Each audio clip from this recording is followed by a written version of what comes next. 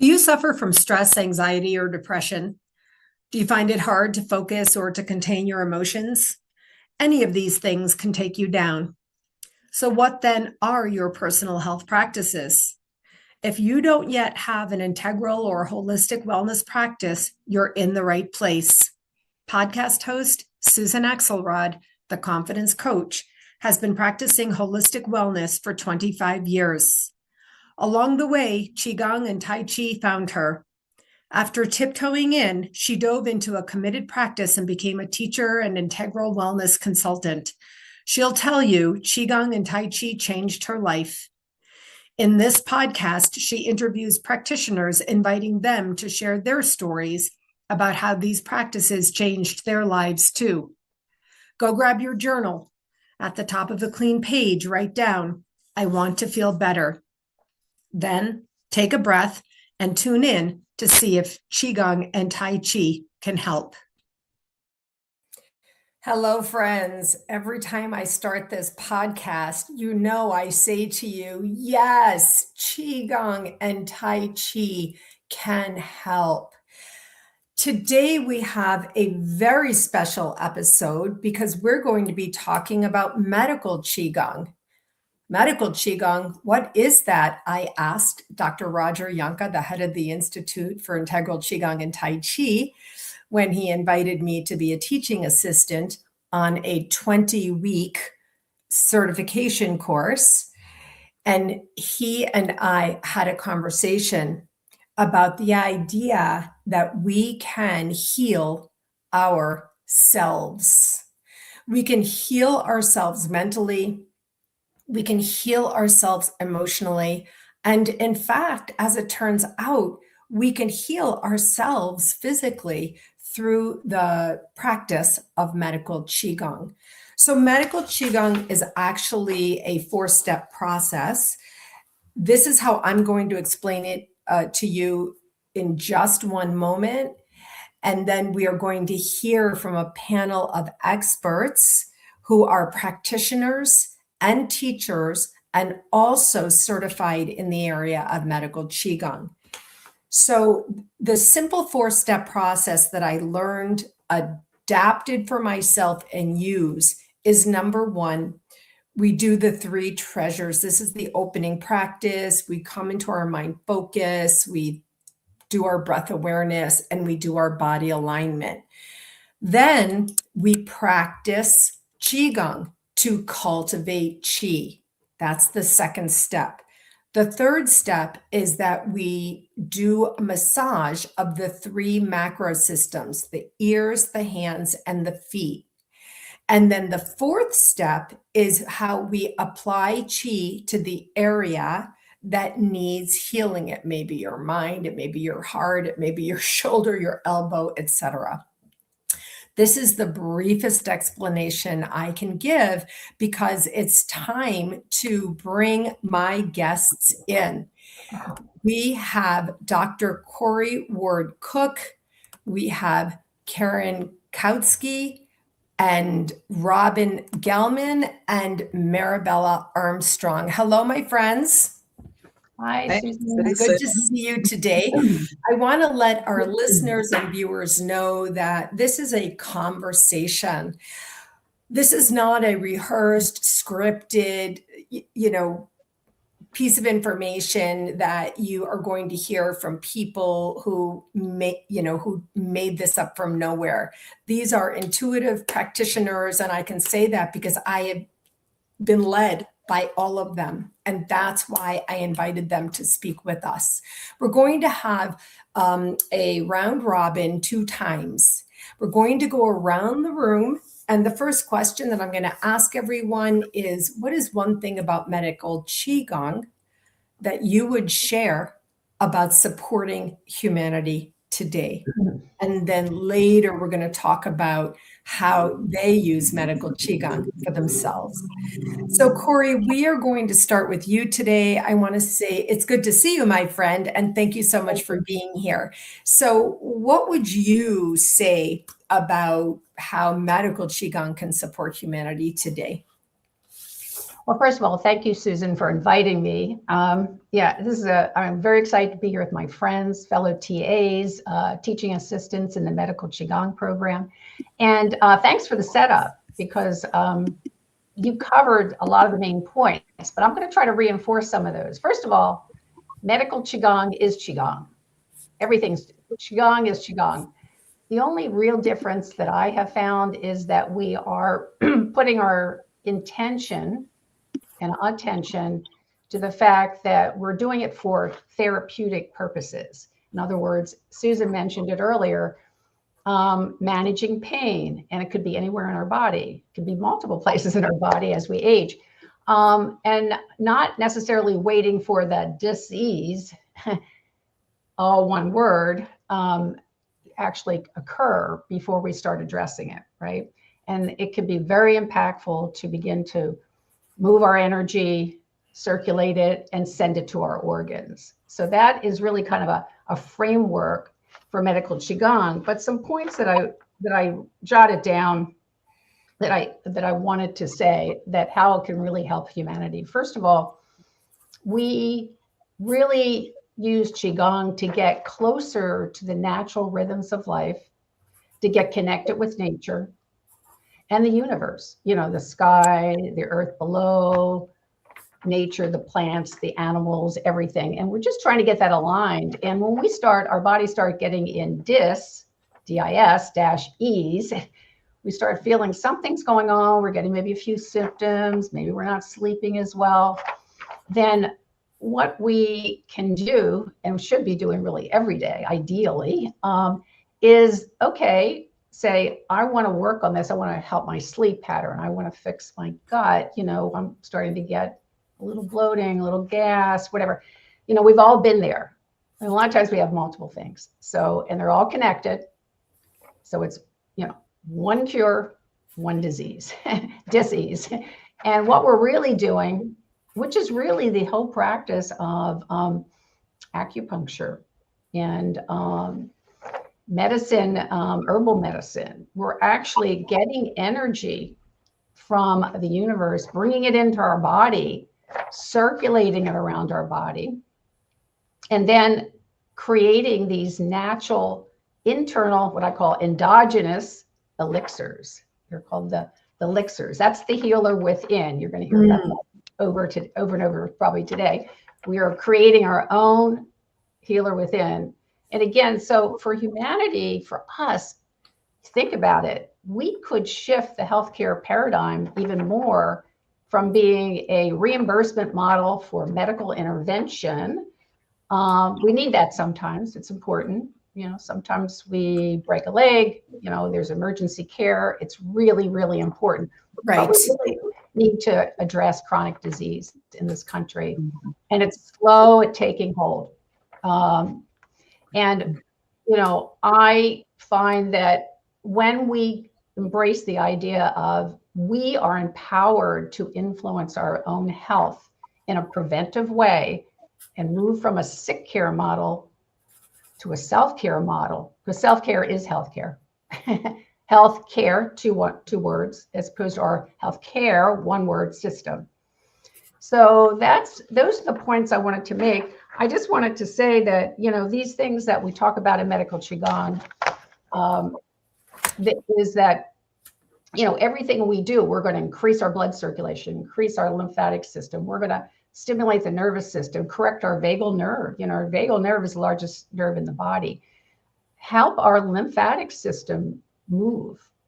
And the synovial fluid. All those things happen when we do Qigong, unknowingly. We're just moving the energy in our body. We have different fields in our body that create those elixirs. And when we put our intention and attention to that, especially even of our emotional energy, we can actually shift that energy to be more positive. Okay, so we're going to, and in the whole scheme of things, think about it. Maybe we could save our US dollars for something more in the preventive practice and put more money and energy towards that. And so I leave with you about becoming your own chief energy officer. Take your power back, and I'll add some more comments at the end when we go around and how I'm using it, but I'll end it there. Okay, good. Oh my gosh.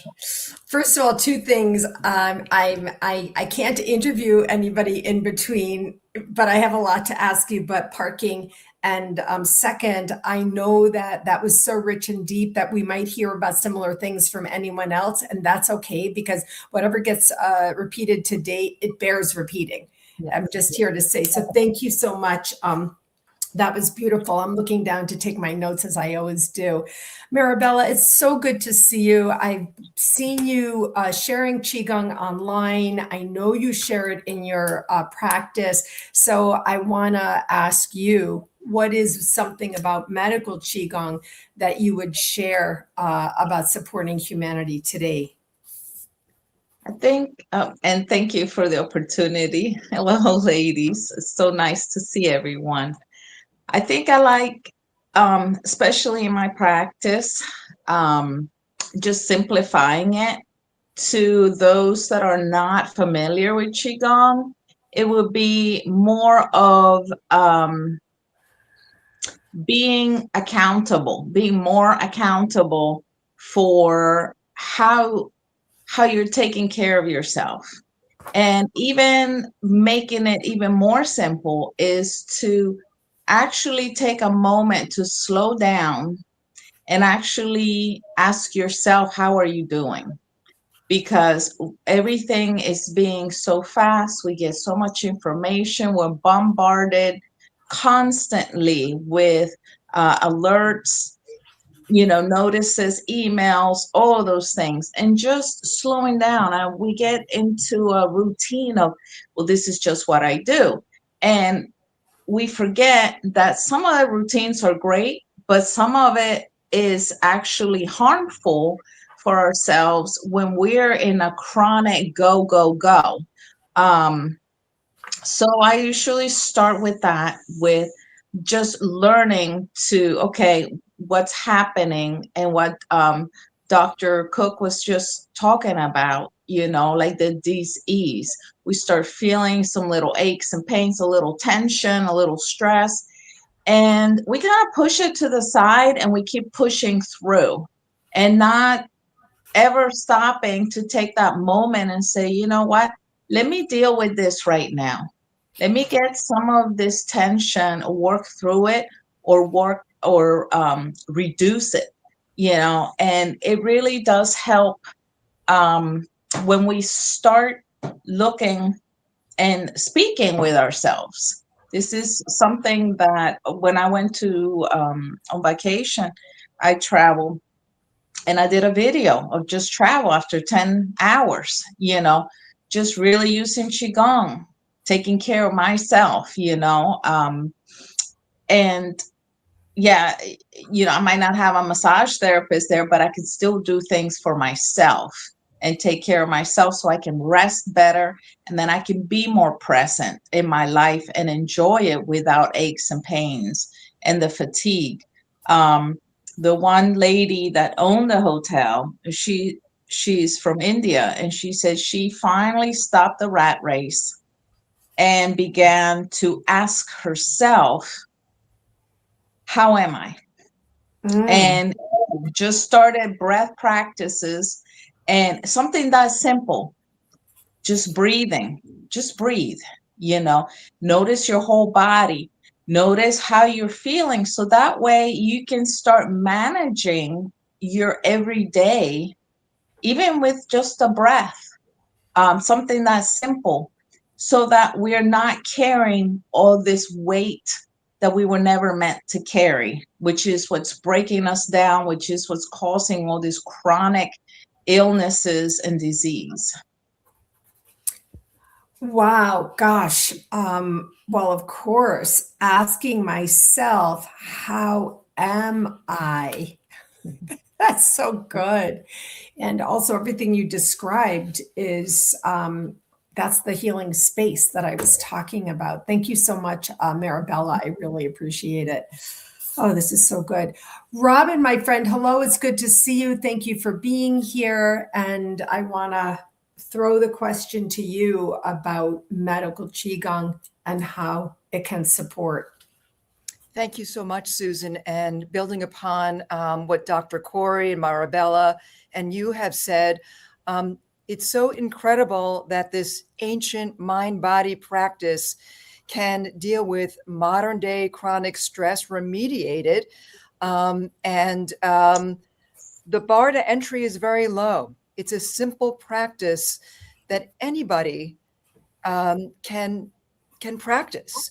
You don't have to go to the Wudang Mountains where Qigong and Tai Chi were born in China to learn this very esoteric practice. It's very simple. Just to reiterate what you were saying, Susan, Qigong, Qi means vitality and Gong means to cultivate or to practice.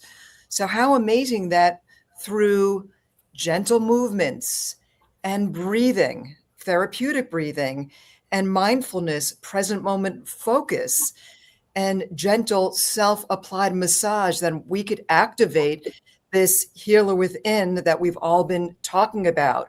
So we do have a global chronic stress health crisis right now. I see it in my acupuncture practice. I see it in my community. I see it in my family. I see it in my country. I see it in the world.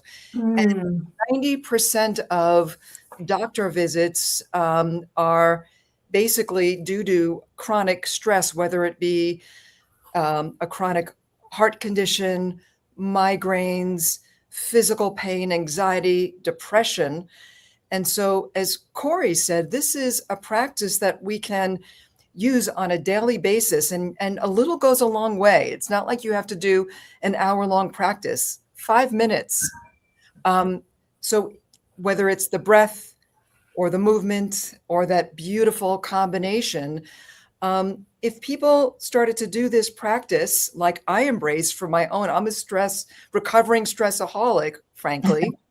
So I do these practices to activate that medicine, to keep my nervous system calm, to keep myself more positive and more connected, as Corey said, to nature. The practices are absolutely beautiful. A lot of the movements have these beautiful poetic names that connect us to the earth, connect us to the energy of the earth and the cosmic sphere.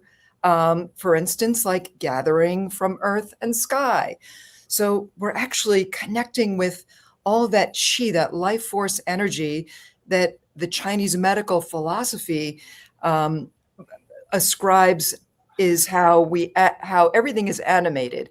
Everything that's living is animated by qi, this life force. And we are connected to all this energy in the trees, in the flowers, in each other. And so if we deliberately, as Maribella said, check in with our three treasures, our breath, our alignment, our posture, how am I doing internally? This is an internal exercise. It's inner size, as somebody once said. I read that. So it's this internal, this art, internal art, medicinal art that we can turn inward and notice how we're feeling and then make those refinements and catch something that's happening before it gets out of control. So maybe feeling a little ache or pain because we're doing a gentle stretch or a movement.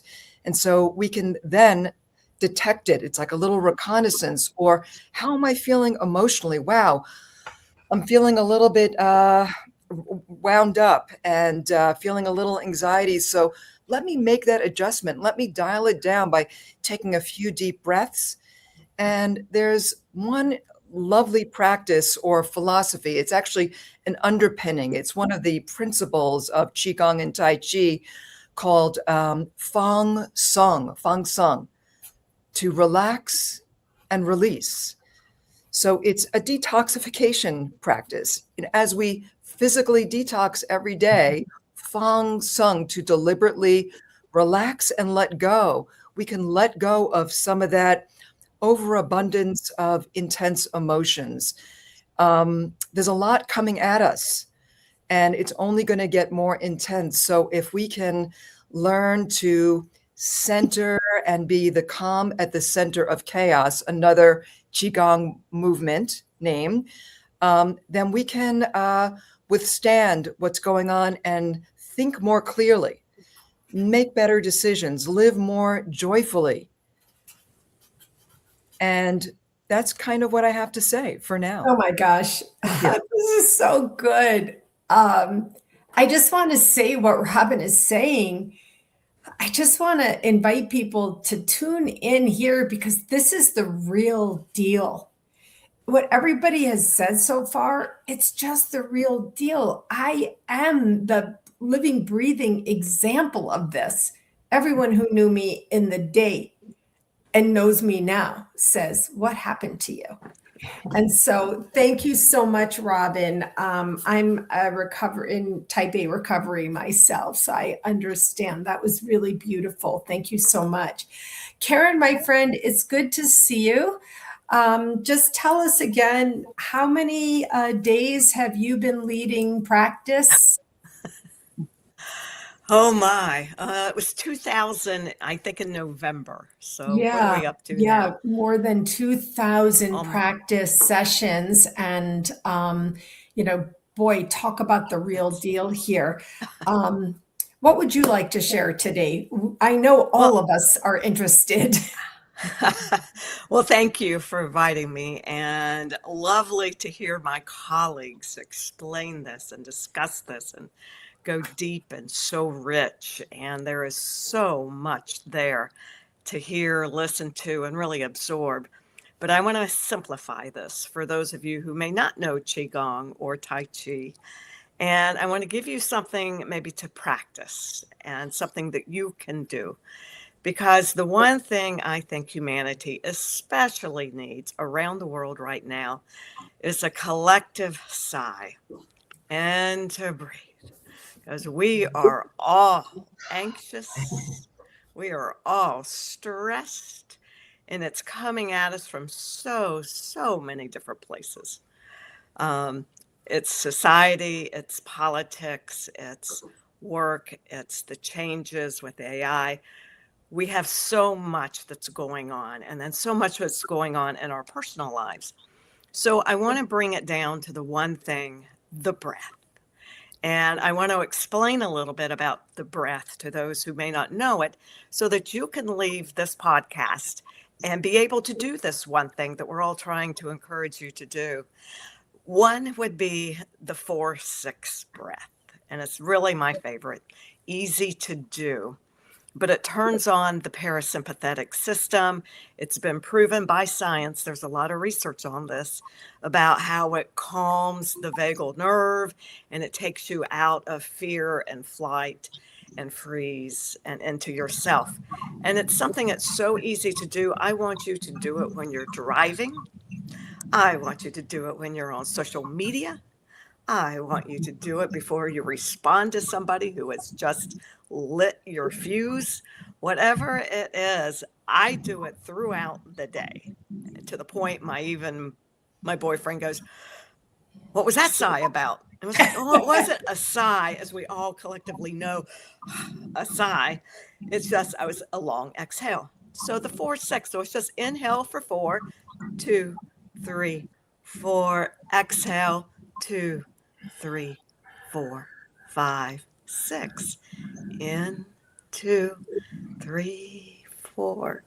Out, 2, 3, 4, 5, 6. And you just keep up this pattern. If you were to do this 10 times in a minute, I think it would be 6 times in a minute. That's all you need to do it for. So that will change your physiology instantly. It lowers your blood pressure.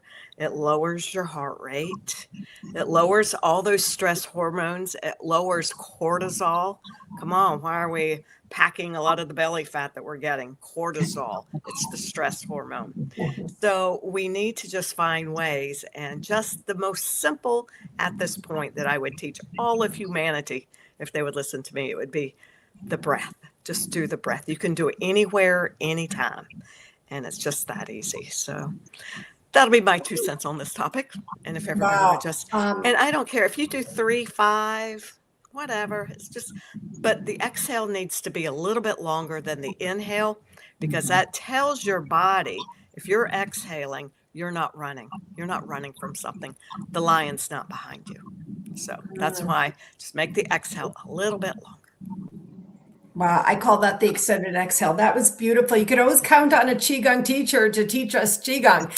You know, breath is one of the 4 baskets that we teach. It is squarely inside the Qigong practice. And I just did it myself while you were doing it. And, you know, Robin, who identified herself as a, you know, in recovery from stress, you probably know what I mean when I say I was that person who used to mock the breath, Karen. I'm like, it's ridiculous. I can't even hear myself say these words. But in my old type A days, I lived on the, you know, the buzz. And so it took me years to be doing this, but I also do breathing. My entire, I don't know what you call it, the breathing pattern, the breath system has slowed down.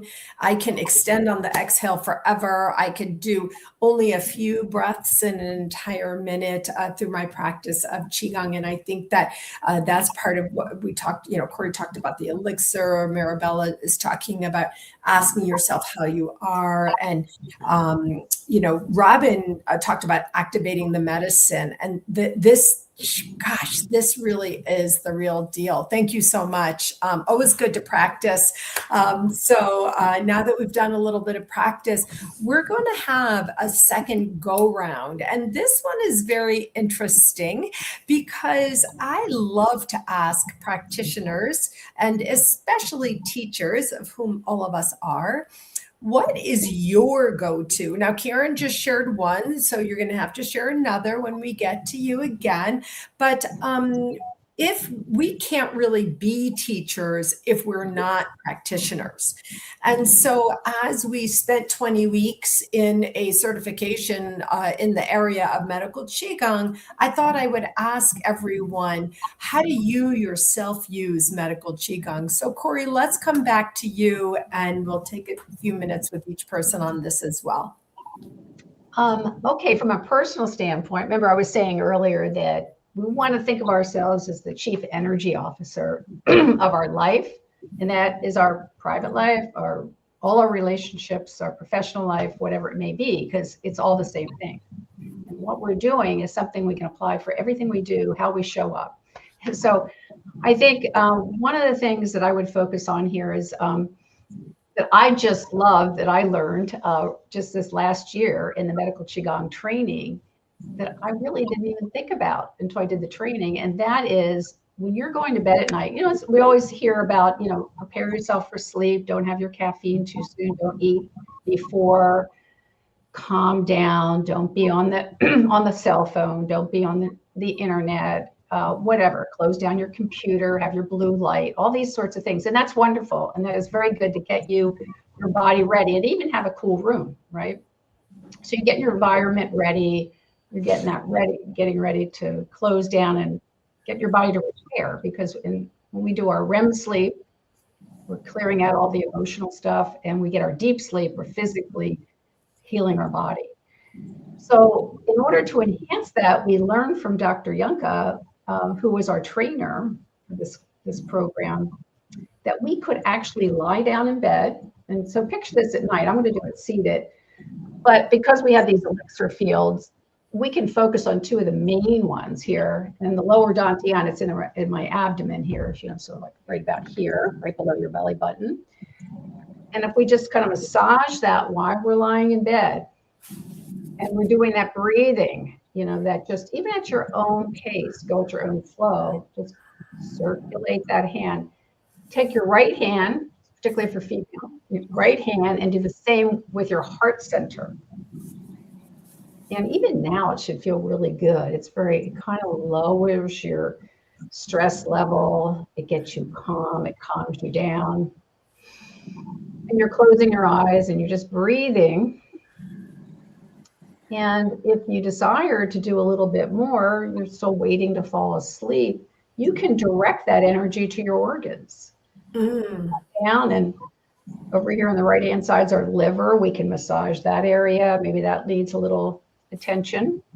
The liver always needs attention. Yes, it's Mhm. detoxing at night. So you want to make sure that's getting attention. Okay. And we've got the gallbladder over here. So we can move over to our left side and be thinking, oh, okay, so now we got our spleen, our small intestine. So we're just massaging, giving those organs, saying, I love you, organs. I need you. So stay healthy. Just think about that. You're sending positive energy with your intentions and just massaging it. And there's a few other things you can do. And that is, tapping on your neck, tapping on your face. You could do this any time of the day, really, and get that lymph just circulating down. You can stroke. Right. Yeah. Come up, take the glasses off. So this is where we can't worry about hair. No, we're not worrying about hair. And it's not how we look, it's how we feel. No, so anyway, just massaging all that down, tapping, all this sort of thing. And if you really come around, there's so many points in the head that we can tap. And, Robin, as an acupuncturist, knows them much better than I do, but names of them. But it's really lots of points to stimulate, to move that energy. So while you're doing this move, you can also tap your feet together. Can't see my feet right now, but basically there's points, energy points in there, and you can just tap them, or you can massage them. Thank you. Thank you so much. I mean, honestly, the whole organ massage thing, when I first heard about it in my first training, I was like, this is ridiculous. What's happening here? That old personality type. But again, I have been doing this for years now. This is such a beautiful practice. We have a colleague, you guys know Darlene, she does this. She learned this. She's talked about this. And she told me, Karen was there not that long ago. It's changed everything for her. So thank you for sharing that beautiful, beautiful practice. I cannot say how much I encourage people to try it. Thank you, Corey. I appreciate it. That was really beautiful. Maribella, what about you? What is your go-to for medical Qigong? What do you do? Oh, I do it all. I know my son's like, Mom, are you doing that again? I'm like, yes, I am. So, yeah, especially like Dr. Corey was talking about, going to bed. I've always stretched even before I started my Qigong and Tai Chi journey. So it's always been a thing for me. But then now, knowing how to align myself properly, how to do all those other energy things, that it really helps. I love doing my neck massage, before I go to bed. I like doing my feet since I work on my feet all day. And then yes, you do.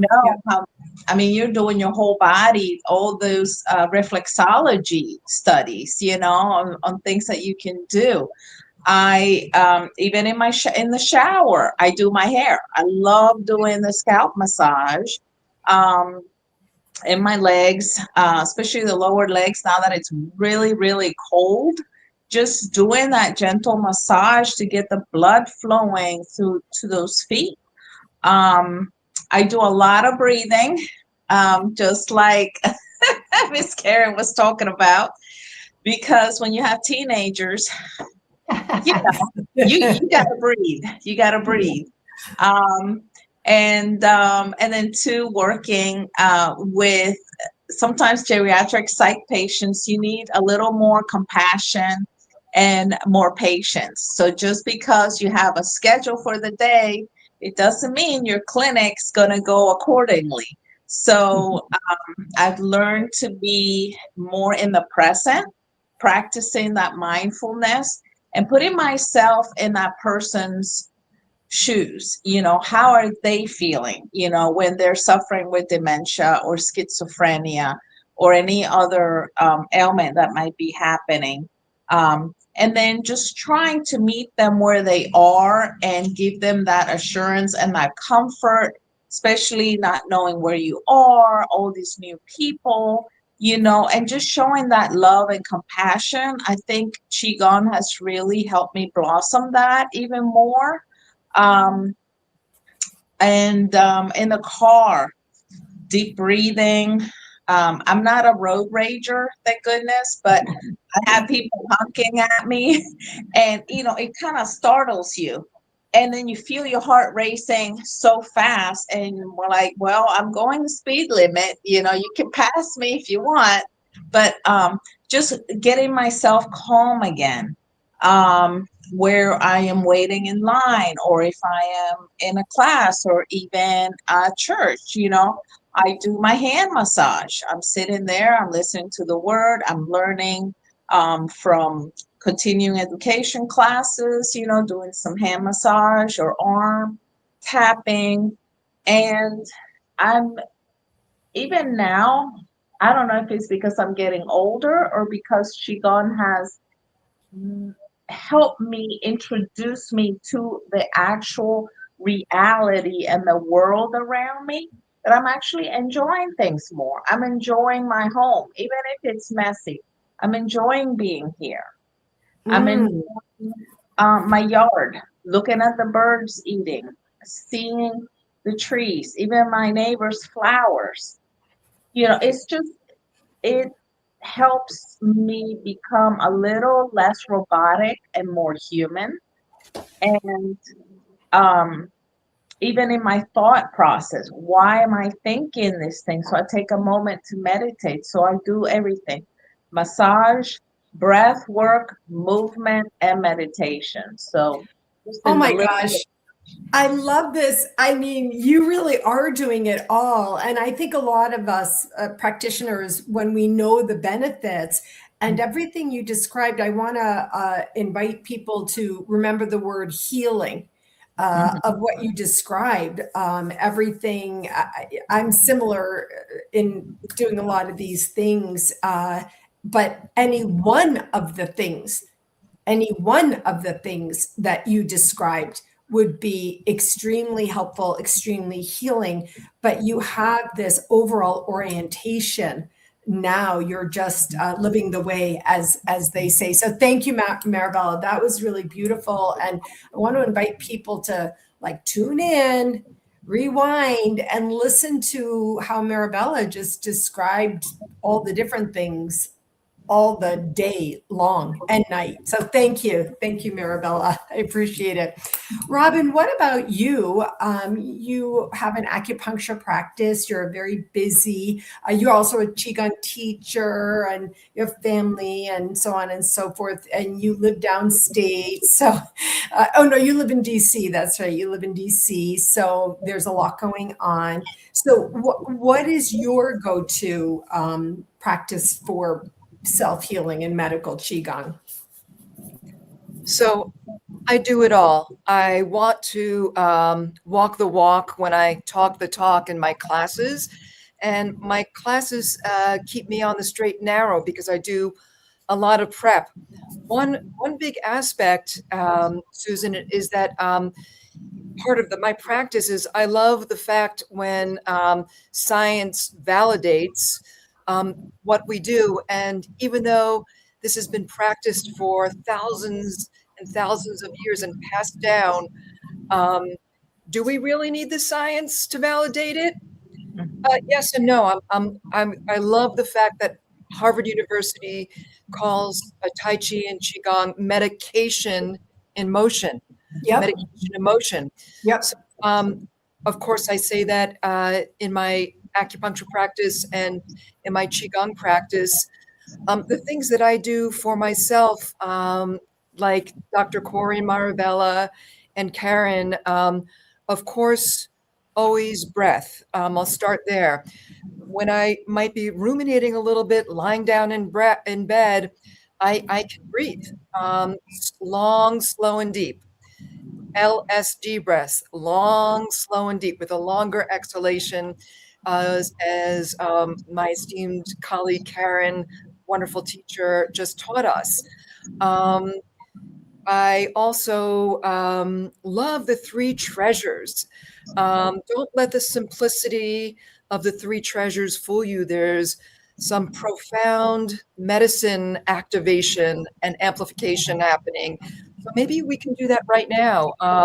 So the three treasures, what are they? We have them right here. It's just a matter of adjusting when you feel like you're hunched over at the computer.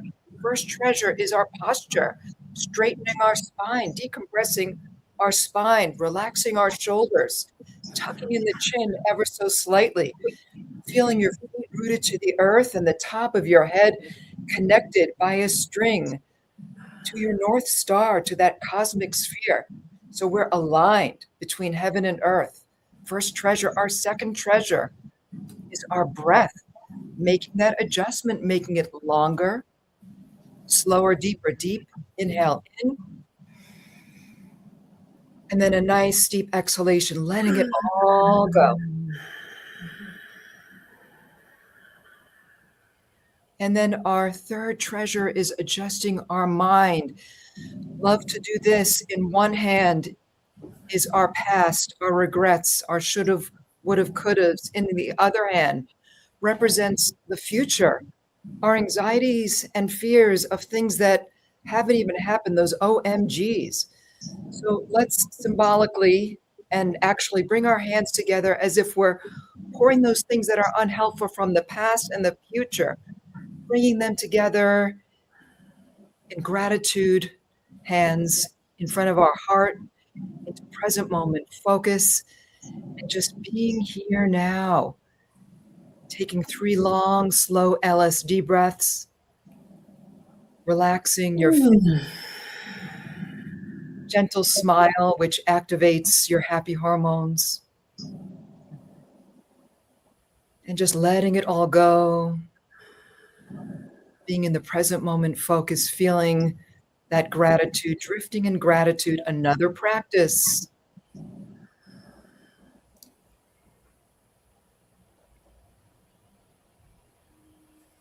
Thank you. Thank you. Oh my gosh. Even the first time, I know Karen's laughing too. Even the first time when Karen went and she brought us into practice, I could feel this big grin on my face because I knew as soon as you started talking, I got what you were going to do. Karen, practicing is so good. Oh gosh, this is so good. Thank you, Robin. That was beautiful. Thank you so much. Hi again, Karen. We know that you love the, inhale, the extended exhale. Sometimes to extend, I use my own arms. I get them all the way out to help you with the physical to extend on the exhale. What else do you use? What's another practice where you invoke medical Qigong for self-healing? Right. Oh, definitely. I have a 9 a.m. practice. It's a half hour long and it's non-negotiable and it's 7 days a week. 7 days a week. 7 days a week, 9 a.m., 1/2 hour. Do not disturb me. I've done it on vacations. I do it everywhere I go. It's only if I'm in a car that I don't do this half hour. But it is about just moving the body. And it's not my quote, but motion is the lotion for our joints. And I can tell if I don't do it for a day or two, but you've got to move. And that's what our society needs. We are sitting behind the computer. We're watching and binge watching TV. We have long commutes. We're driving. We have gotten into a really sedentary lifestyle.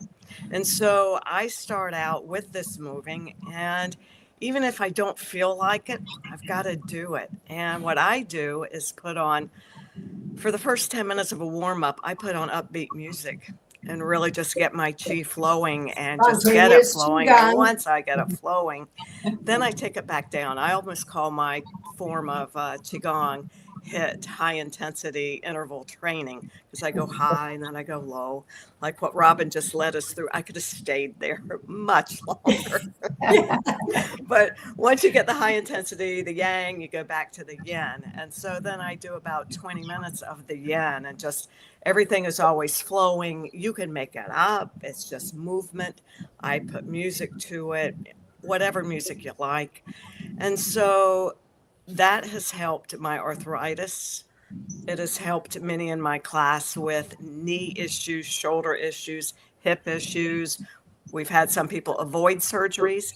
We've had other people come back after surgeries, after PT. And so really using Qigong for motion is huge, huge for your body, especially as we age.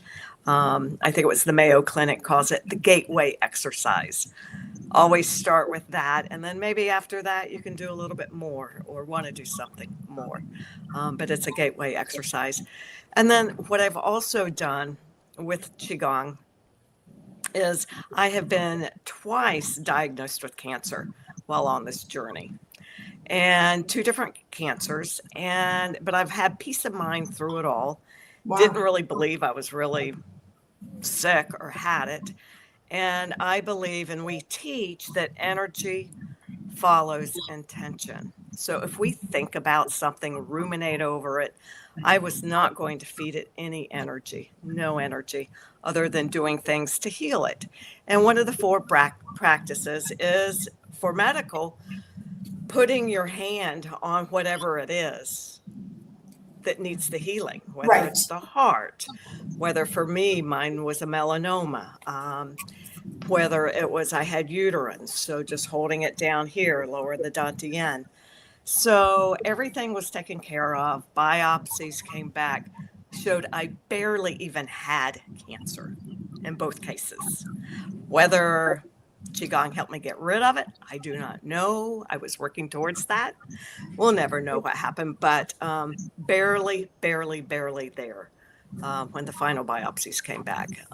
Hardly any that could be detected was taken out. So 2 surgeries, cleared them all up, no more problems. But that's how you use it, and the meditation and the breathing. And I always kept saying, it is nothing until it's something. And right now it's nothing. Oh my So gosh. This that's is how you ridiculous. keep your head. Don't spiral out. It is nothing until it's something. And you just wait till it's something. Yeah. In my Right. case, all through all that, never was anything. So I mean, don't feed it. Karen, first of all, thank you for sharing that. We love you so much. And we are grateful that you really got into your mind focus to be in that peace of mind through it all. And that you had your intention clear, and energy follows intention. I want to say that I practice for my medical Qigong. I do this too, Karen. I just taught a young woman this. When I go all the way down in my meditative space, I still can't do meditation the way they say you should do meditation. I call it meditative space. I go all the way down to the cellular level of my being. And to everybody who said I do it here in the car and there, I go on the red rocks of the Sedona Mountains. I was just there an hour before we came on, and I visualize all the way down to my cellular structure, health, because I'm very serious about taking care of myself. Corey, I really want to come back to you for a minute because and we have about 10 more minutes, but I really wanted to, come back to you because you said from the sick care model to the self-care model, or it's funny because I wrote down method. The sick care model, I wrote down to the self-care method. Maybe that was your word, but you listen to Karen talk about that. And I just want to say, That's the real deal, isn't it, Corey? It's really true, isn't it? Oh, yeah. And one thing I do want to bring up too, that, we're talking about sending healing energy and everything, but a lot of times, there's so much. Robin mentioned 90% of our people have chronic disease right now, and it's growing. And it's frightening because, our teenagers are getting it at an earlier age and everything from all the stress. And we've unpacked that a lot here today, thank goodness. Hopefully we've raised awareness about that. But the ability to shift your behaviors and emotional energy, and like Karen was saying, if we don't put attention to it, like if someone triggers something in you, that's stressful. We have to learn how to set boundaries. And if we're in a stressful situation, sometimes we can't, but we need to breathe through it if we're there. So all these principles are really important. And if we can remember one thing, it's the principles. So even in leadership, when you show up as a leader, you don't have all the answers, right? And it's all about community and relying on your team. So we need to tune in to the other people, pause, and listen. And what better way to do that than to get in touch with your body, make sure you're calm, you're open, heart centered, and let that energy flow in both directions. Take the time to listen to people, have compassion for them, have empathy, let go of your fears.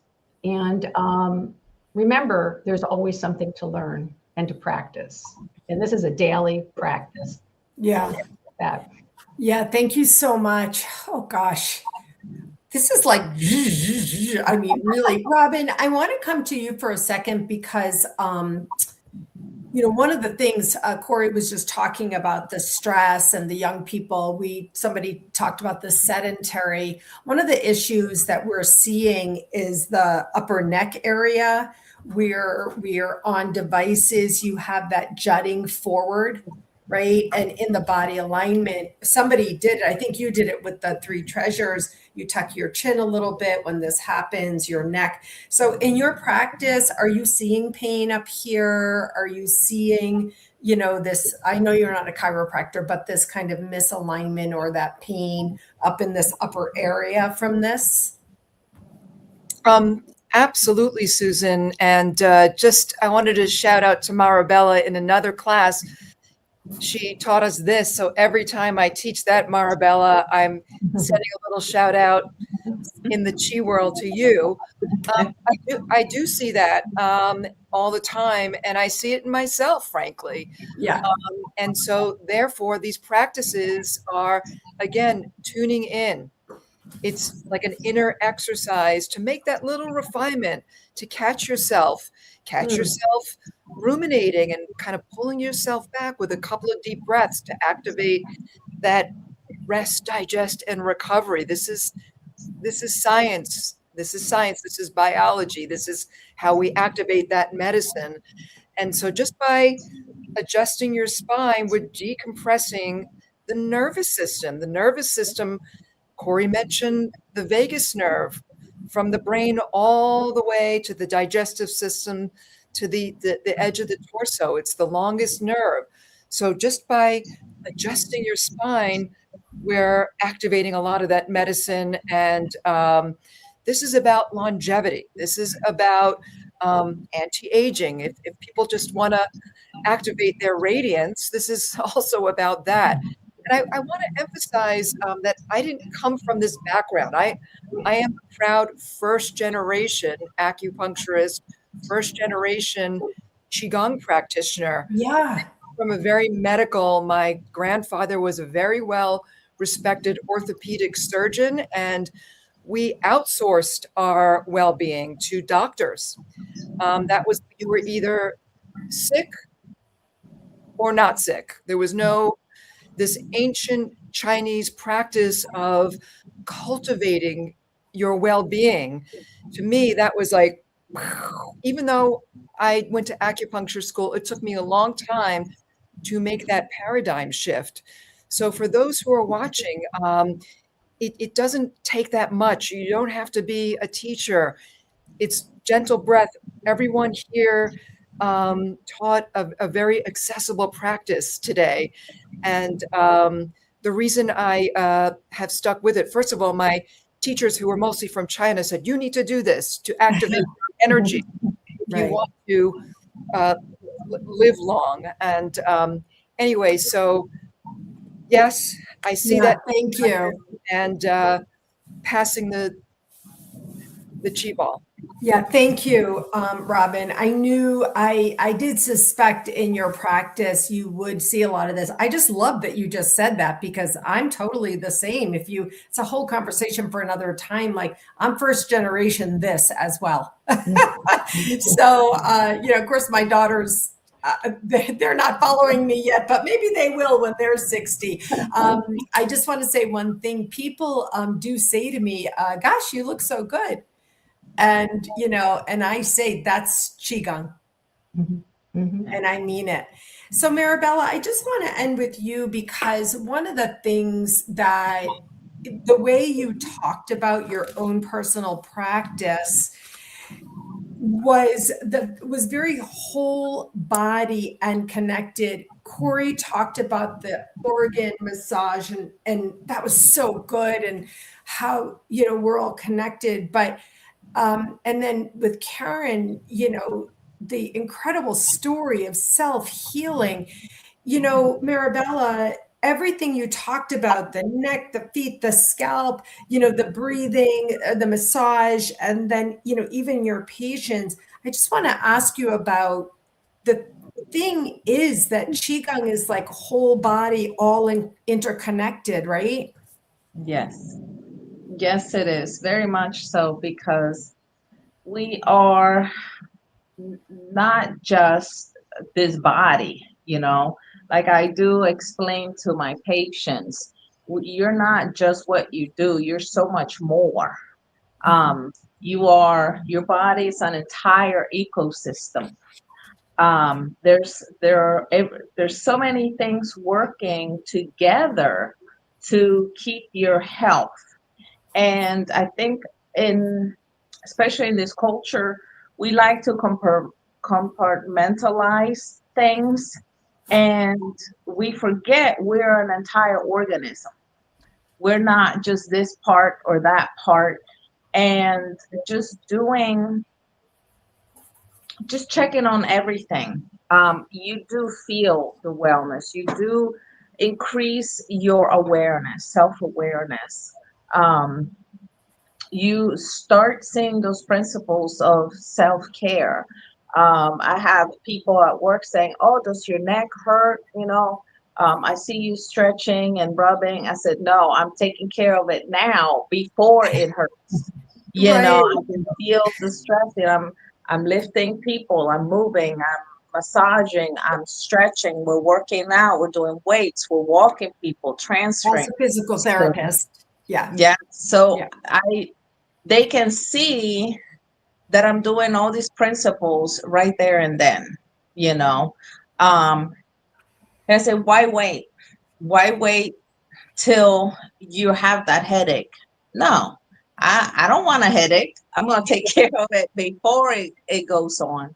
And then you start noticing more. I think when you take care of yourself in a holistic way, you have more accountability to what actions are you doing, what are you participating in, what events are causing you distress, what events are filling in your bucket, and you become a little wiser as to how you spend your time, your energy, where you want to be present, where do you want to thrive in.